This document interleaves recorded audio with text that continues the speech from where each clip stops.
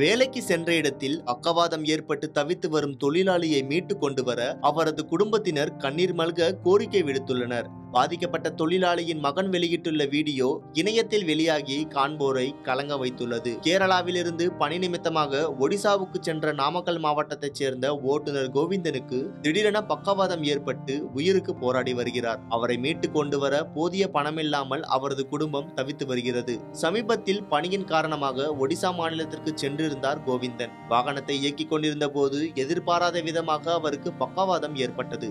இதையடுத்து அவர் பணியாற்றிய நிறுவனம் அவரை அங்குள்ள ஒரு தனியார் மருத்துவமனையில் அனுமதித்தது.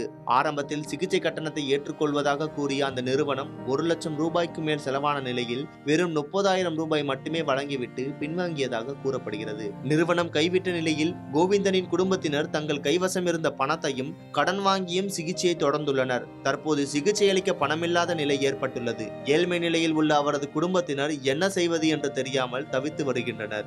கோவிந்தனை ஒடிசாவில் இருந்து தமிழகத்திற்கு அழைத்து வந்து சிகிச்சை அளிக்க பெருந்தொகை தேவைப்படுவதாக கூறப்படுகிறது. ஒடிசாவில் இருந்து தமிழகத்திற்கு கொண்டு வர தமிழக அரசு உதவியை நாடி கோவிந்தனின் மகன் கோகுல் வீடியோ ஒன்று வெளியிட்டுள்ளார். என் பேர் கோகுல், அப்பா பேர் கோவிந்தன். அப்பா பார்த்தனா நாமக்கல் டிரான்ஸ்போர்ட். அப்பா கேரளா டு ஒடிசாக்கு கேஸ் வண்டி ஏற்றும் போது அப்பாவுக்கு நடுவழியில் இது ஸ்ட்ரோக் வந்துச்சு. ஸ்ட்ரோக் வந்ததில் அங்கே இருக்க கம்பெனி ஆளுங்கெல்லாம் இங்கே கேஎம்எஸ் ஹாஸ்பிட்டலில் அட்மிட் பண்ணியிருந்தாங்க.